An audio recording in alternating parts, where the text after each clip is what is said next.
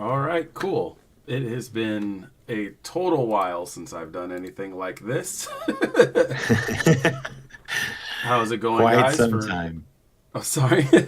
How's it going, guys? For anybody that ends up, I guess, joining in the future that didn't see the intro now, I'm Andros with Entertainment Gaming Daily, formerly. Now it is Excellent Gaming Day, and there is a story behind that. And I'm joined by Jeremy, the owner of thegeekligrind.com, an awesome publication that you guys definitely should check out. Definitely welcome, and thanks for joining on this. Of course, yeah. Excited to chat Nintendo. So, Which is my absolute favorite topic. I definitely will add, because Nintendo is literally my favorite company. It's funny because I used to be Xbox and Nintendo for a very, very long time, and I've kind of shifted from Xbox to PlayStation and Nintendo, which that could be a whole conversation in and of itself, where it's it's a pretty big topic that could actually have its own stream, to be completely honest. yeah. But so the Nintendo Switch 2, it has a direct on April 2nd, I believe it was. Mm-hmm. So they'll be doing a pretty decent sized blowout of information about the system itself. I would assume they're going to show off games. I have a decent idea of what some of those games are, but I do have a pretty decent idea, or let's see, an inkling based on information that was given to me about some of the launch titles, or at least the launch window for the year. Obviously, a lot of yeah. Go ahead. You've got that inside track, right? And you mentioned the April 2nd direct. There also was, I think for Nintendo hopefuls like myself, they have a number of Switch 2 demos that they invited the public to enter into those raffles for. I don't know if you saw that. Yep. And so I was gunning for one. I tried. It took me some finagling to even get my entry in for the LA LA event. And so I put in my raffle ticket. I think it ended up being for that Saturday or Sunday afterwards, which I think is the weekend of the 4th or the 6th. I think they're doing those tests, or maybe the 11th or 13th. I have to double check. Unfortunately, I didn't get it. So if you are out there and you're going to be able to get your hands on the Switch 2 early, lucky you. I'm envious. So yeah, just the general locations it's going to be, I didn't even try personally. Yeah, I know. They were like, here's 3 big cities, and if you're not near them, then too bad. Yeah, you'll just have to wait until it comes out. Yeah. They definitely went that route, and but I'm totally okay. So I guess moving straight to an immediate speculation, that almost feels a little obvious. The system, based on their general track record and how they handle releases, I feel like the system is going to be between June and August. It's going to be sometime between then is when it's going to release. Especially to Gotta be summer. 100%. Yeah, because it gives enough time for them to get their stock plentiful inside of stores. It gives them ample time to show off games, do proper advertisement, so on and so forth. So that's kind of where my thought process is with that being. And generally with console releases, companies always, they have their different iterations. Like you have the PS4, that was, correct me if I'm wrong, I believe it was $300 when it came out, or was it 400? Mm-hmm. I believe it was 300, Yeah. and then the PS4 Pro came out, and it was 350. So that kind of set up that price bracket. So for when the 5 comes out, with it being better technology than the 4, they made that one $400. So it went 300, 350, 400. So with the Switch being 200, Oh, and then you the get PS4 came out at 400 it was, actually. it was 400. So the So Pro is 450. The Pro actually came out at 400 as well, believe it or not, on November 10th, 2016, because at that point the PS4 base had dropped.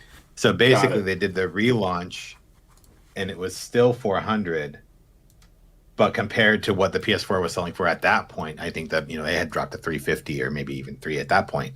And then so that's why it was still more expensive then. Got it. So when the PS5 launched, how much was that again? The PS5 launched at, I believe it was 500. 500. Right? Yeah, 499. Okay. Yeah, the PS5 launched at 2 different price points: 500 for the standard and 400 for the digital. So if you wanted to have it without the disc drive, then you could do that. Then you could buy the disc drive separately. So actually, that's interesting math. If you bought the discless version and then bought the disc drive separately, I think you'd actually save about $15. Yep, it's 15 to $20. Yeah. So that's a good little workaround that you could put towards a PS5 game. And then, yeah, of course, the PS5 Pro, came out at like $600. Yes. So, really using that logic, thinking about what Sony and Microsoft do. So, I guess, in a roundabout way, give or take, they release their base system. I'll just throw out an arbitrary number just to kind of get in between both of them and Nintendo. Matter of fact, I'll use Nintendo's numbers too. So, Nintendo released the Switch Lite at 200, the Switch at 300, and the Switch OLED at 350. So, that to me says that the Switch 2 would either be $400 or $450. And I feel like if they reach the 450, it'll be some type of bundle, because I don't see them wanting to get that close. It's very difficult for me to imagine a scenario where Nintendo comes out with 450.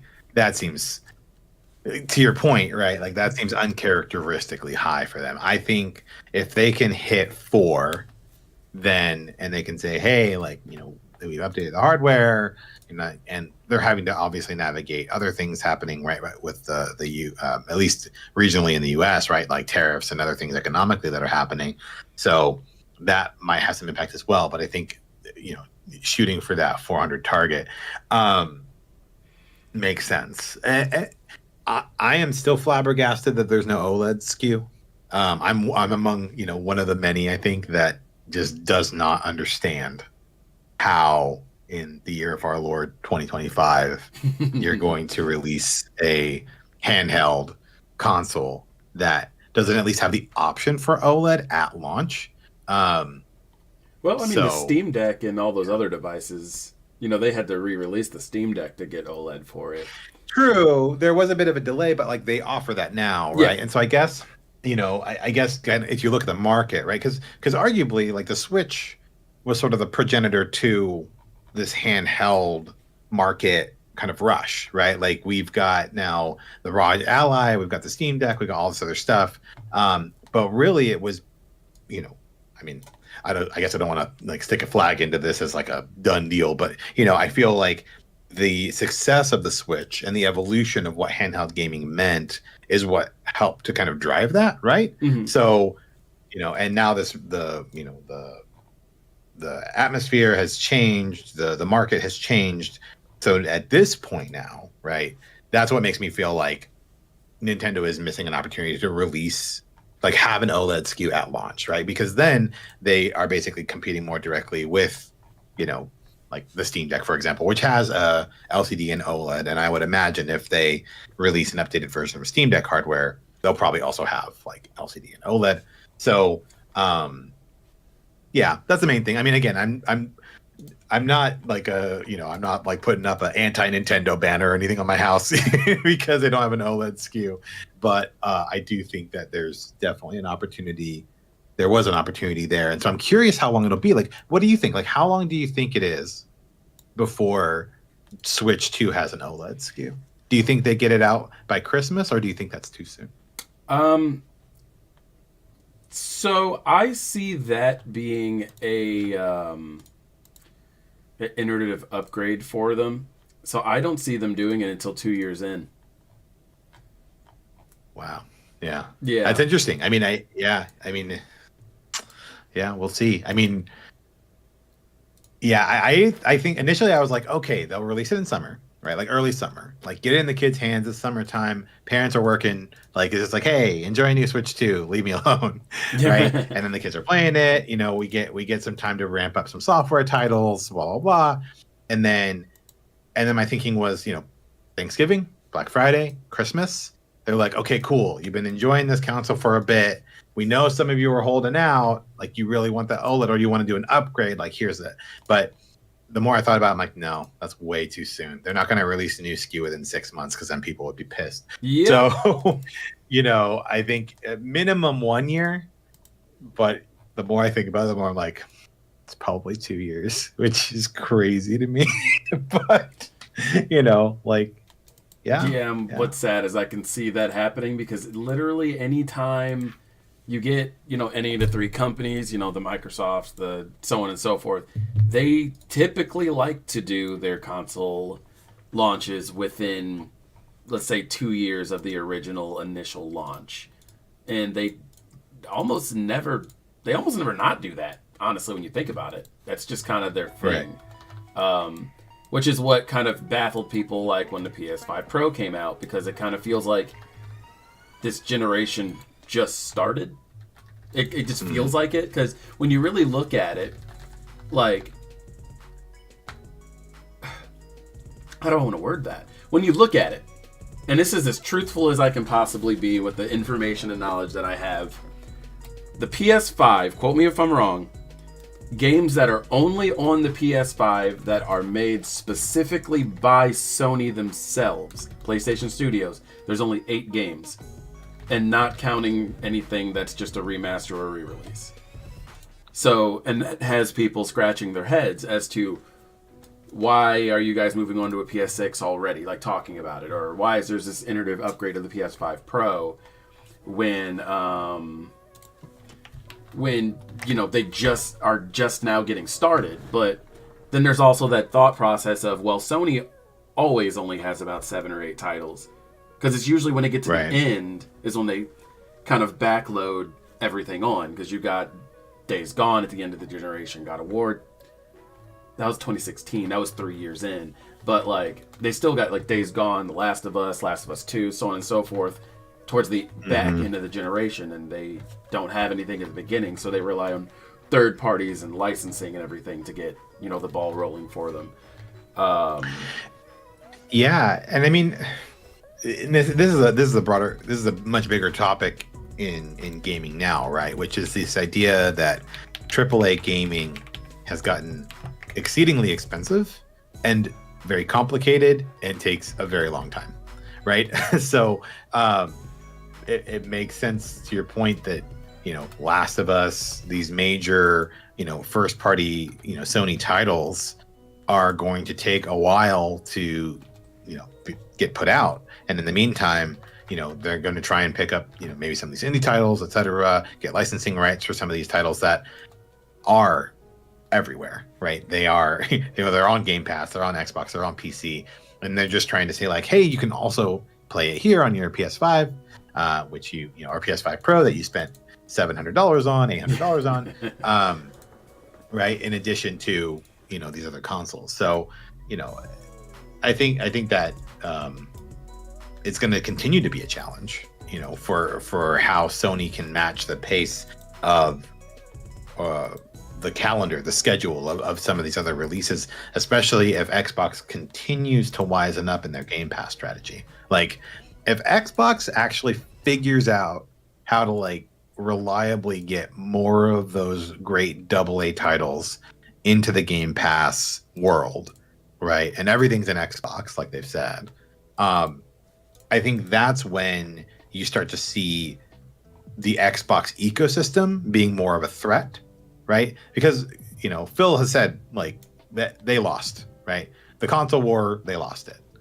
And they don't think they're interested in winning it anymore. Not with boxes, right? They want users, right? They want people on Game Pass. They want people, you know, enrolling in that system and playing the library that's there. And the way that you do that is by having a really great library. And so, are they going to make the right decisions? Are they going to include the right partners to, you know, do that? So, funny enough, with the topic of Xbox, they, in my eyes, they've completely buried themselves. Because their thought process is, well, we can't bring people to us, so we will go to them. And the way they're doing that is by basically giving the biggest middle finger they can to their own ecosystem and saying, hey, you don't even need to buy our system anymore. You want to play our games, you can play them anywhere.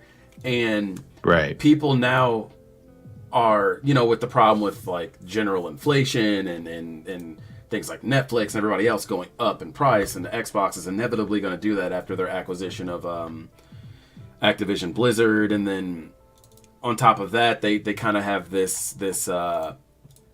thing against them where people see their games come out and their games are, sure, visually high quality, but as far as the rest of the game is concerned, it's just not very good. I'm not going to say they're low quality, but they're either disliked or they're considered to not be very good.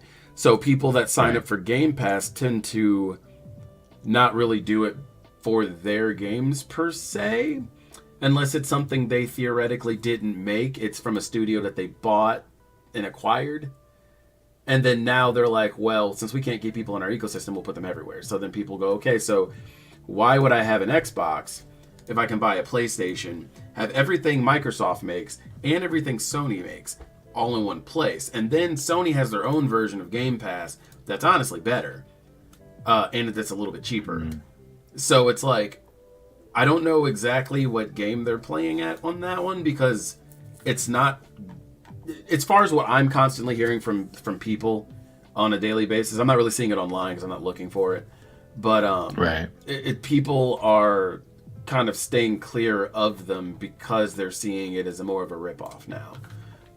Because when you're on the Xbox, when you see, like, let's say you click on the reviews, which is not even a great spot to look at on Xbox, funny enough. But if you click on a game, look at reviews of any game that's on Game Pass, people complain and say, oh, it's another indie title, or another title that doesn't matter, or, you know, or they say Microsoft's not producing anything, or Xbox isn't producing anything. And then when you see a game made by them comes out, people aren't interested.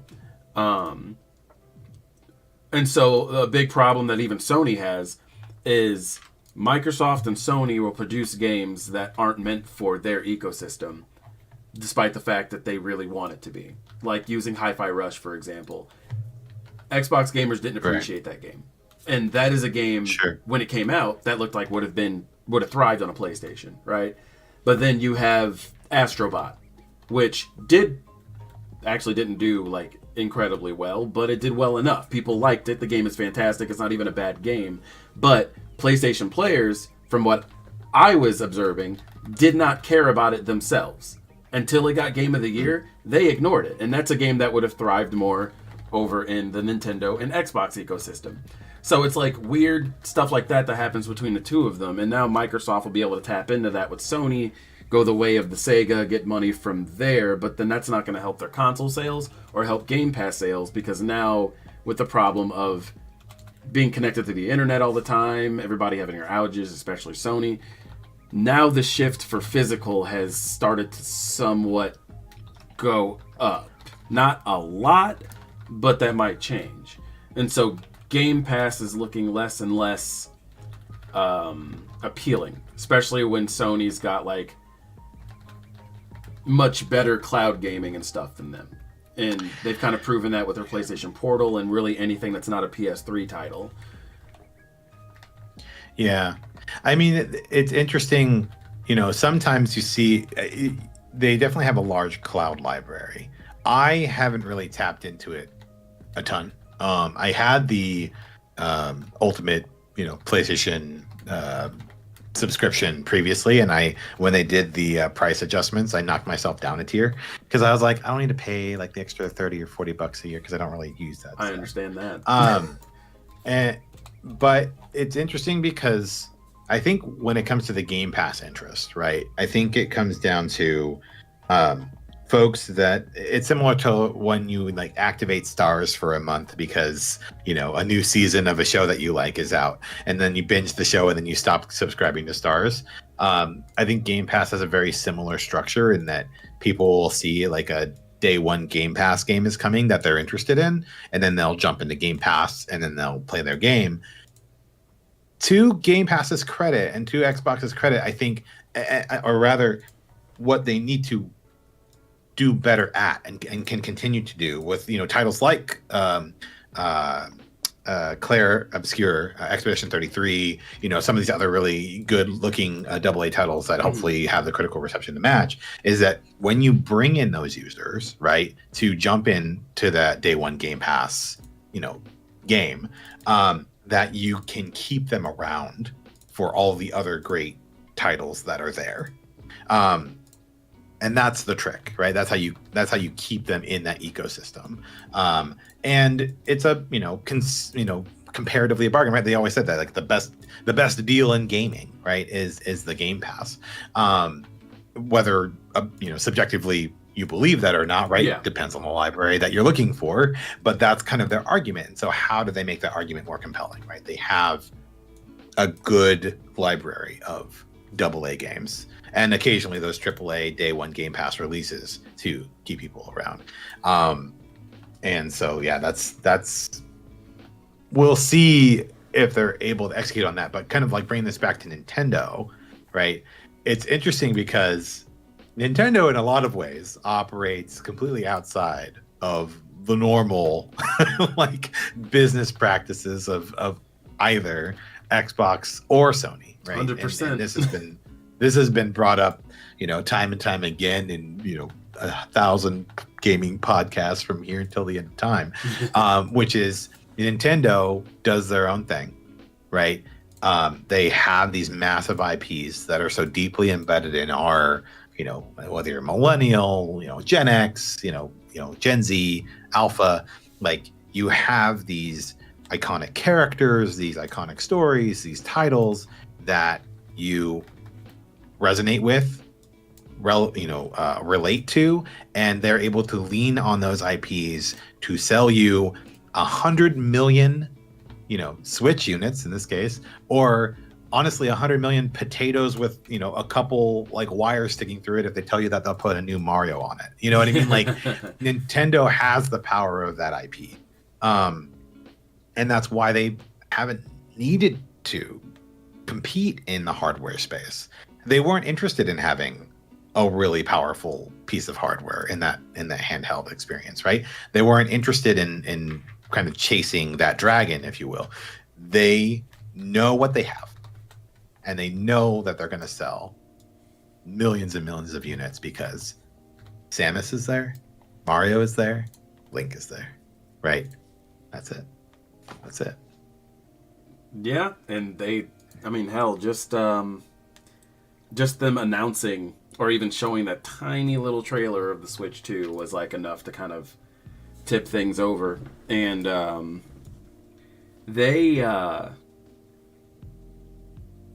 I'm just wondering how robust their direct is going to be, just in general, because they could easily. Have they announced the time for it yet? Like the length of it yet? No, huh?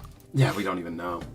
So it's like, depending on the length, it's like they could show us the console and then ghost us for a couple of months and then show us more at Summer Game Fest. So it's like, well, if they're showing at Summer Game, if we're talking June to August, right? Let's game this out a little bit, right? If they're talking about a June release, then we're getting a long direct in April, and they're showing us everything, pretty much on the hardware side and launch titles. We're getting that in April, right? If they want to release in June, is my feeling. If they're going to release in July to August, then I think that's more of the time frame where it's like they'll give us a teaser in April, June Game Fest, they're gonna release more info, right? Maybe they'll do a mini direct somewhere, or not mini even, but like a more robust direct where they're like, "Cool, we teased you about it, we told you, we gave you a date, whatever, and now here you go. Here's more look at these titles that are coming. Here's more looks at some of the questions you had on the hardware, and kind of go from there." So I think it really depends where in the summer it falls in terms of how much we see in April, right? No, yeah, and that's totally fair, because it's like they do so many like abnormal things that it's like kind of hard to like follow them. They definitely keep people guessing pretty much at all times. So it's hard to like really ascertain that knowledge of knowing exactly what their plans are, especially with how late they decided to show it to us to begin with. So I still, Alan, who also, we chat on GG everybody, and he also does some game stuff sometimes, but like we've talked on the pod before, like he was sure that it was coming later. I was fairly positive that it was going to come out last holiday. That was my feeling. I was like, it's getting long in the tooth, right? It's time for a new Switch, and I think it's going to come in time for holiday 2024. And I was like, heels in the ground, stubborn on that date, right? That was going to happen. And then, of course, they announced that it was getting pushed out. And I am really interested in whatever Jason Schreier will eventually write on what happened, because I still firmly believe that something completely derailed the original release schedule. I feel that it was going to be released last holiday, and then because they're not going to release a console in the spring, they ultimately pushed it to summer, right? So like I still firmly believe that. Maybe it's just my stubbornness, but I'm really curious what that ends up being like, looking like. It's believable, because like what the Nintendo Switch OLED allegedly was supposed to be a iterative upgrade that actually had a meaningful upgrade, which is why the dock is 4K compliant, and it ended up not being this Switch Pro that we was so rumored for us to get. So I don't know. I mean, there was a lot of things pointing to them at least mentioning the system last year, let alone releasing it. But at the same time, since they're also, despite the fact that they are kind of hard to follow, they do have some things that are rooted in tradition. So my general thought process the entire time was they're going to release the system the same day or week or month that they released the first one. Clearly that's not happening. Yeah. But history is always repeat, but it rhymes, right? Or whatever it's called. Yeah. However that saying goes.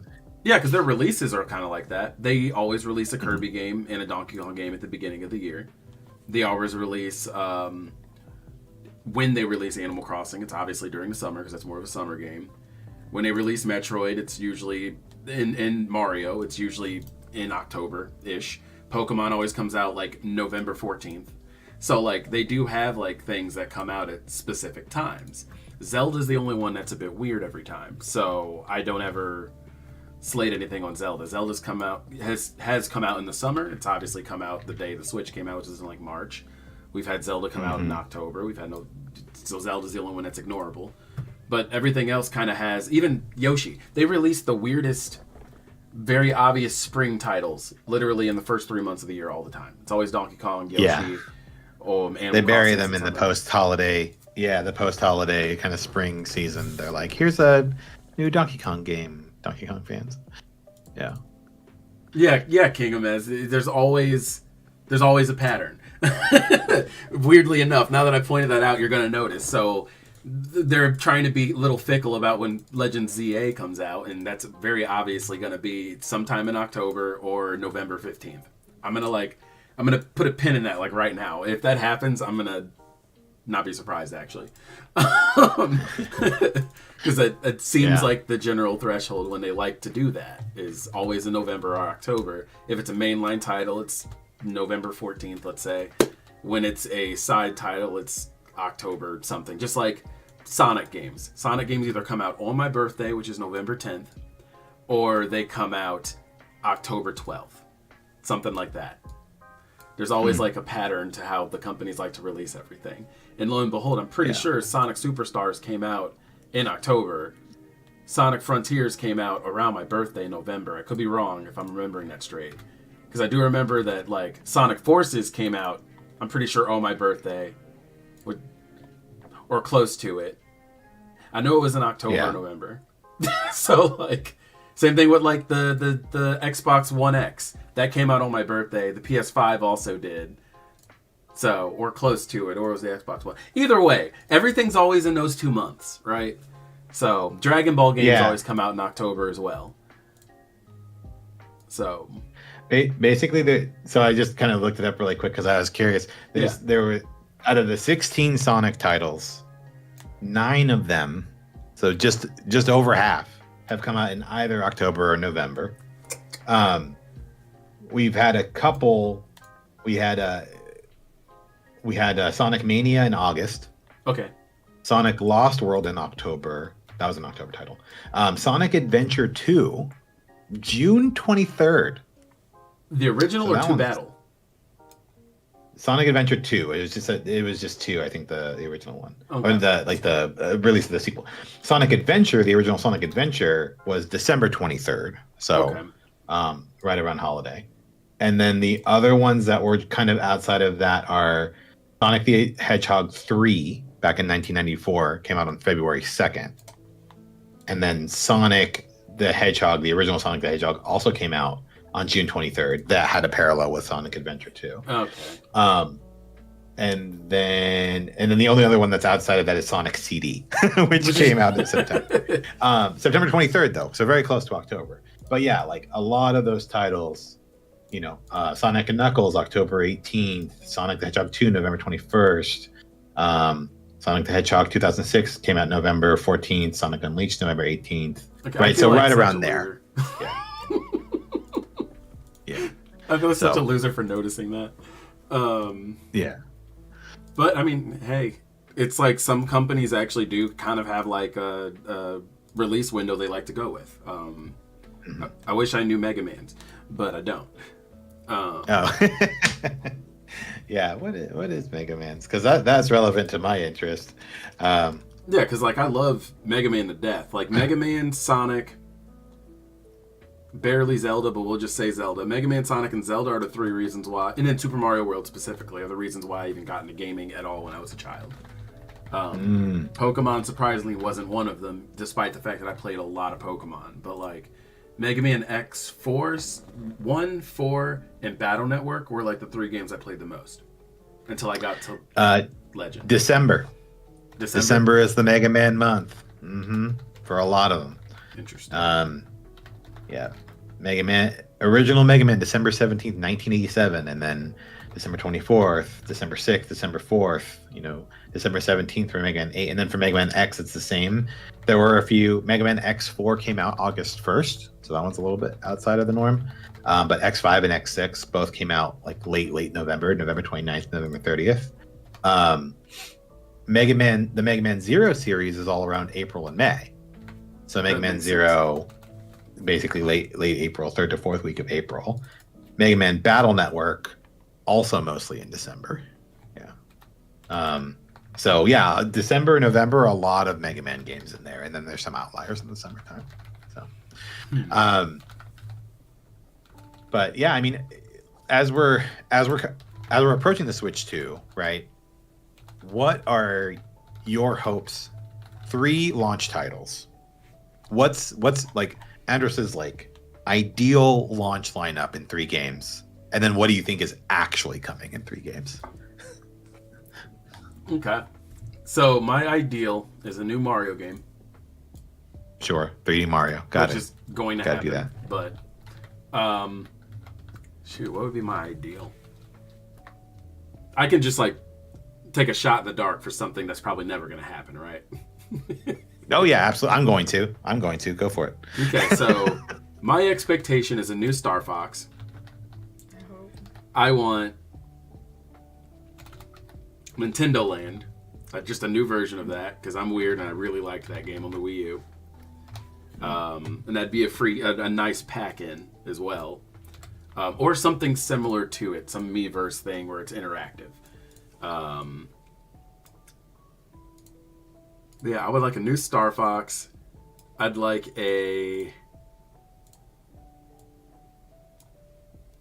Ooh. Also curious in the chat too. Feel free to drop your hopes, your top 3 games for hopes on launch, and what you think the actual launch will be. I'm curious. Ooh, I got put on the spot on this one.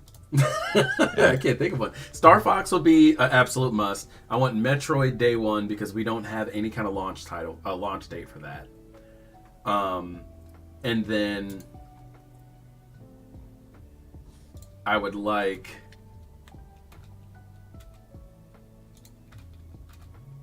for launch day Master Chief Collection. Master Chief Collection on the Switch too. Yeah. Oh man. Yeah, that's what I want. I want a new Star Fox, Master Chief Collection, and then I want Metroid Day 1. Yeah. Yeah. Okay. Cool. I feel like Metroid will be Day 1. I feel as though, and that's on my, ideal list as well. I feel like that's on my ideal list and also the expected list. And I think it's going to have a overlap, right? So there's going to be a Metroid Prime 4 on the classic Switch, and then there's going to be Metroid Prime 4 for the Switch 2, because they're going to use that as a, you can get it on your old Switch as the swan song, but look how much better it's going to look on the Switch 2. Yeah. So I think that will happen. We'll see about the crossover. It might not. It might just be hey, go buy a Switch 2 if you want to play Metroid Prime 4.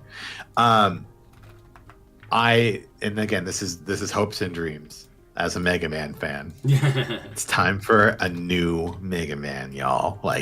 Come on now. We used to make them every year. They used to come out like clockwork. It's time for a new Mega Man. And I think it's popular. Yeah, it's popular. It's an IP that's still sticking around, and they're releasing. Udon's doing a new Mega Man Timelines comic that's coming out in a couple months. And they're doing new Mr. Mega Man manga and stuff. So I feel the IP never really goes away, but I do feel like there's a lot of buzz around it right now, and it's time. It's time. Let's get a new Mega Man out there. And then I do think that the 3D Mario too. So I think if they get a new Mario, a new Metroid, the new Metroid, and then get some Mega Man action going on, I think that would be awesome. Reality though, Metroid Prime 4, I think they'll do either a Mario Kart. No, they'll do a Mario Party. Probably. I don't think they'll do a Mario Kart up front. And then, gosh, what would the third one be? I'm trying to think. Yeah, it's tough. What would they actually put out? Because the Wonder Team, they're not done with another one. I was gonna say a 2D Mario, right? Maybe they do another 2D Mario for it, but Wonder just barely came out. I feel like. Yeah, I don't know. Not sure what that third one will be. Mine are maybe. It's not. I don't. Okay, if they do an Animal Crossing, yeah, I'm gonna say that. It's Animal Crossing. Good one, actually. Yeah. So I think Animal Crossing. It's been 5 years. Because it came out in 2020. So I think it's been a good amount of time, and that'll sell consoles for sure. That's a console mover. Yeah, so. One of my sources actually said that there's an Animal Crossing coming up. So yeah. So okay. I'm thinking there will be Mario Kart. Because we're talking about day 1, right? Yes. Yeah, day 1. Launch title. There'll be a new Mario Kart. Okay. I'm thinking the Animal Crossing is correct. That's what I'm thinking, at least on that one. Metroid, yes. Master Chief Collection.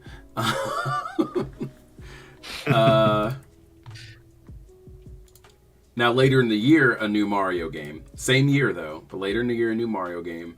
And the that's going to be holiday. Yep. I think that's going to be holiday. I think it's going to be the Black Friday, mover. It's going to be the Thanksgiving into Christmas, like, drive for parents is like, here's the new 3D Mario. Like, you didn't get your kids it at launch. That's fine. They're still playing the old Switch, but they're only going to be able to play this new Mario on the Switch 2. And so it's time for a new Switch 2. And they'll do bundles, right? They'll do some bundle deals, I think.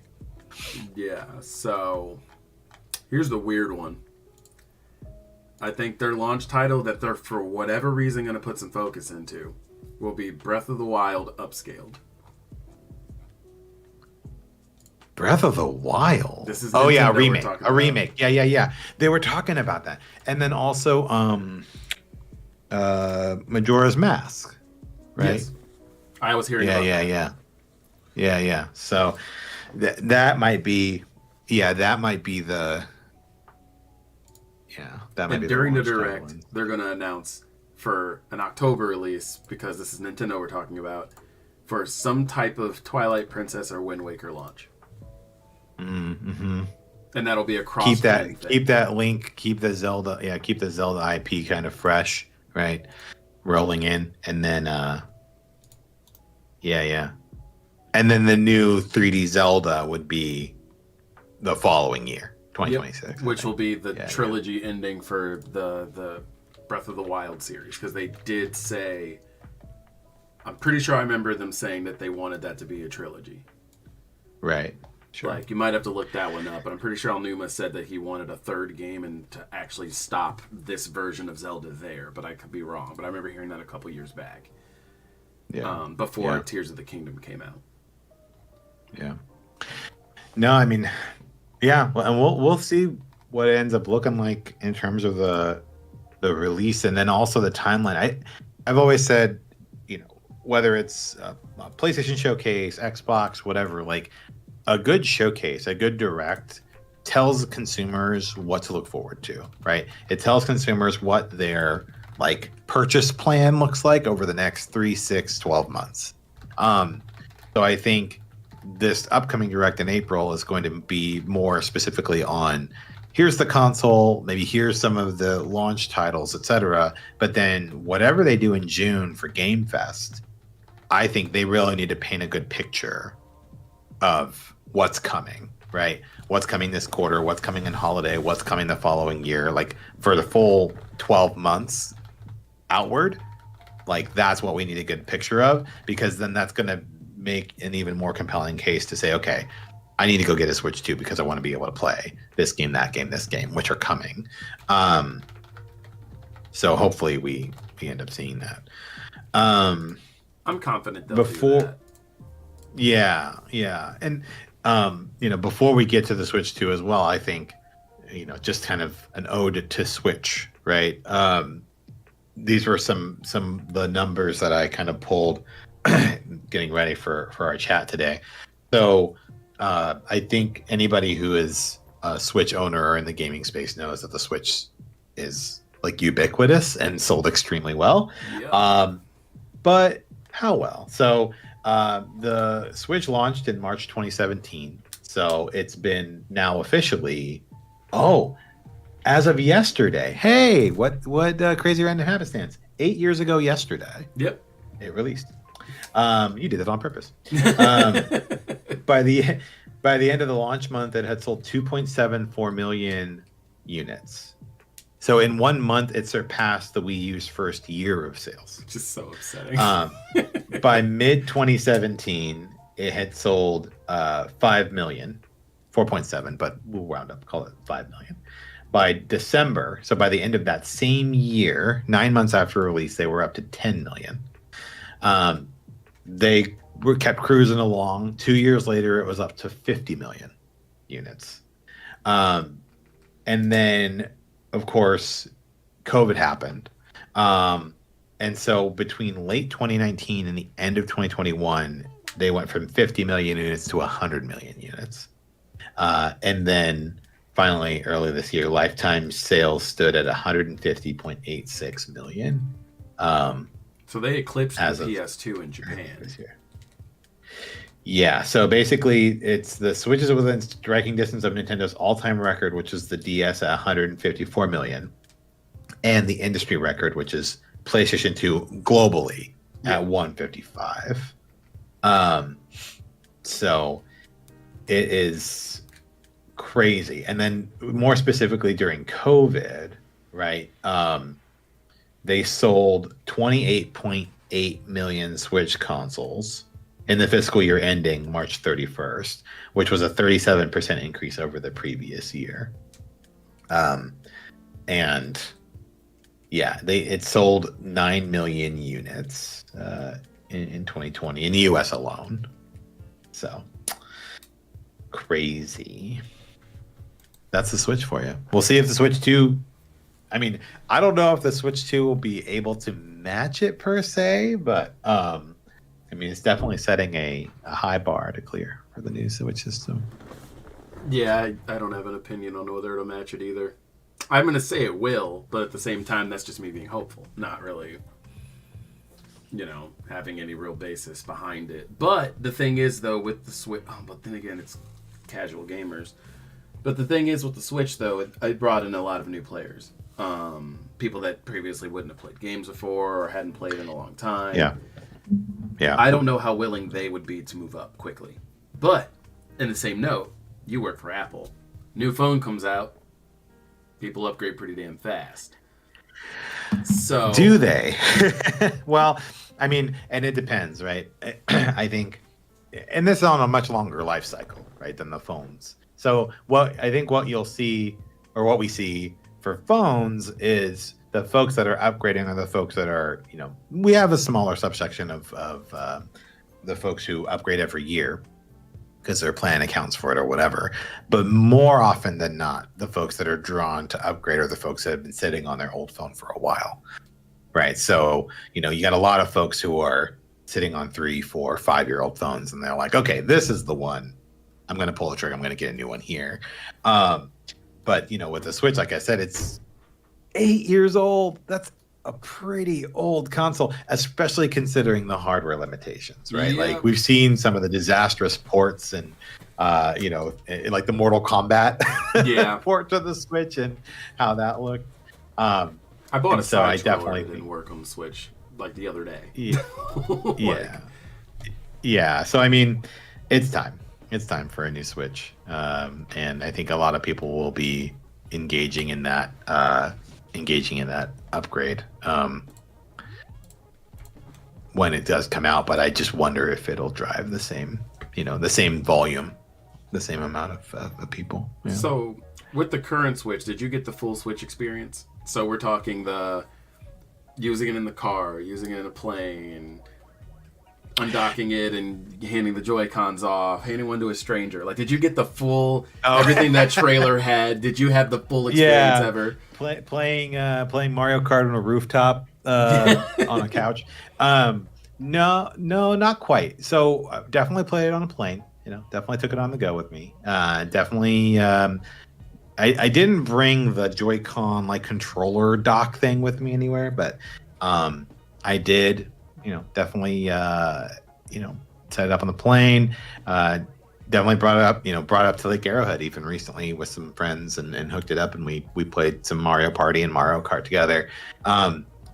Still king of the couch co-op experience. That's still something that's real and that Nintendo maintains a pretty tight corner on. But no, unfortunately I didn't do the rooftop experience. I think I'm missing that very important very important milestone of handing off a Joy-Con to a stranger on a rooftop somewhere and playing Switch together. But yeah, so No, go ahead. Well, I was gonna say, I started with I got the original. I got the Switch at launch. Mm-hmm. With Breath of the Wild and everything. Played it for a while, and then I think, like many adults with many important things to do, it was sitting on my dresser for a long time, and I just wasn't playing it. And so I was like, hey, you know what? gonna sell this thing. So I sold it to a friend of mine, and then I was without a Switch. I was Switchless for probably like 6 months or so, and then the OLED came out. And then I was like, okay, I'm gonna get it again. I'm gonna get the OLED one because there's all these games I want to play. And my wife was like, didn't you literally just have that and you sold it? And I said yes, but regardless, you love me. So then I bought it again, and then I've had that one since, and that's the one that I'm doing a lot of traveling with and playing my games on. So that's kind of been my history with my ownership of the Switch console. So I got my Switch day one, did the whole camp outside thing because where I live, you didn't have a choice but to do that if you wanted. Yeah. And Splatoon, funny enough, was one of my absolute favorite games. I had it on the Wii U. I was so angry that it came out so much later in my life, and not while I was in high school or middle school. Right, yeah. You're like, why do you have to come out now when I have responsibilities and a job and things to do? So I got the Switch 1, had the same one for a long time until the OLED came out. The Switch is the reason why I even started my channel to begin with. So upon playing that, never had Joy-Con drift or anything like that until literally a month ago. The Joy-Con that I've been using since day one finally started drifting, and it was a hard drift. You snap it on and turn it on at all, it immediately goes. So it's a pretty good run, considered all things considered, everybody having their drifting issues. Because I know you said you pull up numbers on the drift. Do you have any information on the drift? Yeah. So let's take a look here. Because for me, I hadn't had drift issues at all until recently. Mia has had several Joy-Con do the whole drifting thing. And for me, anything Power A always drifts. So I stopped buying Power A accessories. Yeah, I don't know if I necessarily have specific numbers here. It just says, I just kind of, over the years, a significant number of Switch owners encountered a defect with a Joy-Con drift. Nintendo faced class action lawsuits and mounting pressure over it. And back in 2020, Furukawa formally apologized for the inconvenience, which was a rare public acknowledgement of the hardware flaw. They began offering Joy-Con repairs in many regions, and later iterations of it have reportedly used improved parts to mitigate the drift problem. And basically, it's still kind of a blemish basically on the company history and record on this. So yeah. I mean, it will, and hopefully they learn their lesson, right? Yeah. Well, these new ones are supposed to be Hall effect, I think. Yeah, and so I mean, if the Switch 2 has drift issues, I think people are going to go and burn down the building. So I would expect that they'll resolve that issue. But I mean, we're gonna head into Switch 2. The Switch has honestly been a renaissance, right, for Nintendo.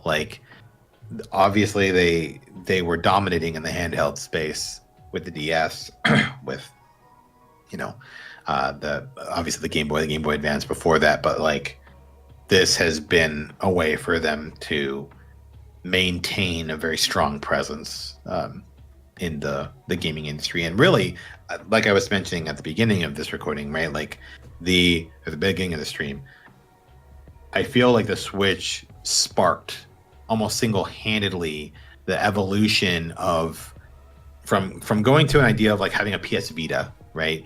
Having a miniaturized, different console on the go to, no, we don't want a different version of the console for portable use. We want to take our console experience with us, right? The whole console experience with us. And I think that's what the Switch did. And so that's where the Steam Deck, the ROG Ally, Microsoft's talking about doing a handheld, the Portal, right? Being able to extend where you can go with that console, I think it really did help to pivot the direction of the industry in that way. Can't be understated. Well, funny enough, I guess we have maybe 5 minutes left. I usually do these at an hour interval. No, sounds good. But Funny enough, quote me if I'm wrong. The Steam Deck's not even, because people are always like, "Oh, the Steam Deck is probably better than the Switch. It's outdoing the Switch." The Steam Deck's not actually selling that well. Like, it's selling well enough for what Steam wants as far as their user count is concerned, which is extensive. So I guess that's technically not the correct way of saying that. But it's actually not. The Switch is still eclipsing it, and really any other device like it. The Steam Deck has only sold 4 million units. Yeah, it's not a lot. Yeah. I mean, it would be different if it was sold in stores, it was more accessible, it wasn't just sold only by them. But their main goal is their personal ecosystem. So, like, and people kept saying that the Steam Deck will stomp out the Switch. But that's just not, like, really a thing. Because, like, when you get to, like, PC gaming as a whole, it's just a completely different feel. And even with the Steam operating system, it still feels like a computer and things can go wrong. And that's a personal thing, I guess, because I really don't like PC gaming. But, like, despite the fact that I sometimes indulge in it, it doesn't mean I like it. Because, like, there's always an issue.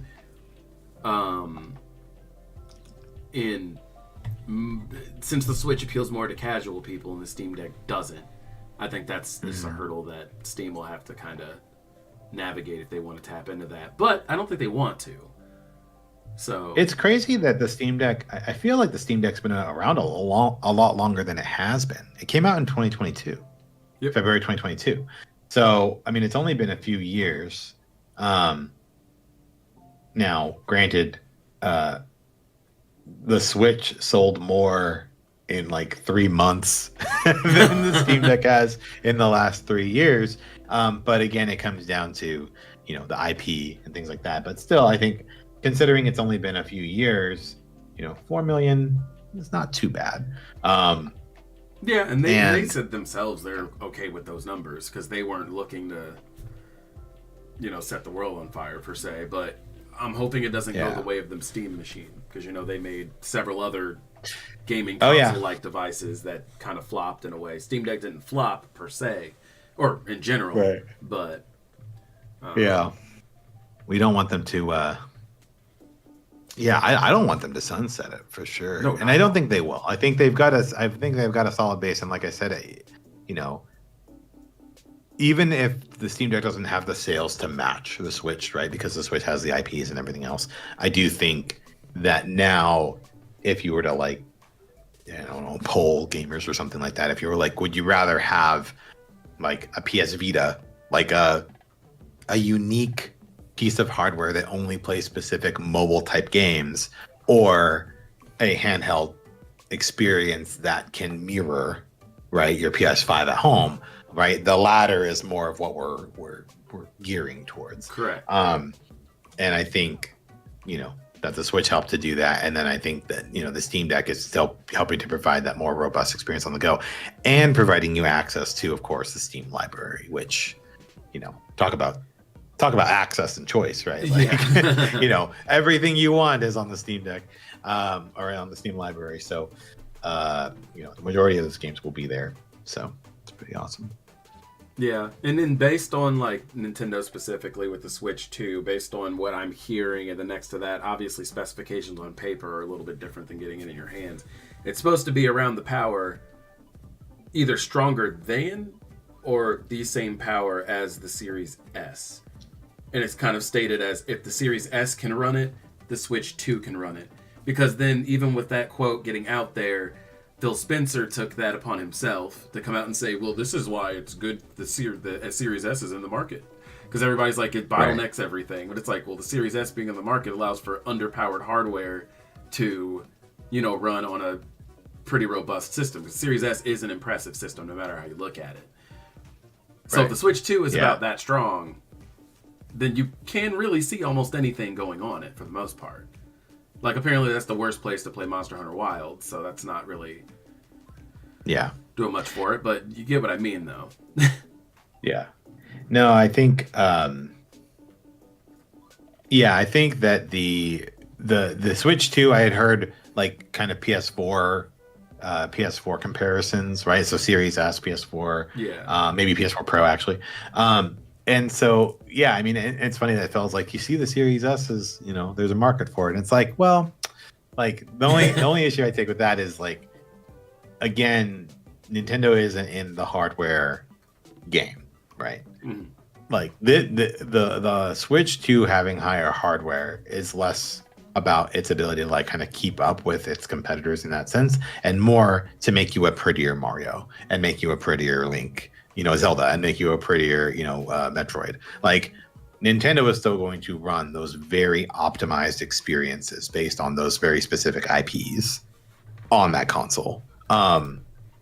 So, it's going to be great to be able to say like, yeah, like it has the same kind of hardware as this, more recent console. So your hardware isn't quite as old as it was. But it's not going to, that's why I'm thinking like, Phil, that's not what you're about, right? Like that's not the Series S necessarily is about. You're not using that same strategy. You're trying to run like Baldur's Gate 3, which, famously like did not run well, right? Yep. Like there have been a handful of issues where they've like literally like been butting heads with developers and not providing the support that they need to get the game up and running on the Xbox Series S as their consumers expect. And so like I think there's a bit of a departure there. So I think Phil not quite what we're talking about for when Phil says that, I'm like not quite the same, but I appreciate the effort. Well, all right, Anyway. guys. Anybody that has joined or anybody that's going to be seeing this in the future, thank you guys for joining us. We'll be doing a follow-up one after the Nintendo Switch 2 blowout, I will call it, that we're going to be having on August 2nd. I don't know if we'll do it the same day or the next day, but we will play that by ear. But either way, guys, thank you for joining, and I definitely hope you have a wonderful night. See ya.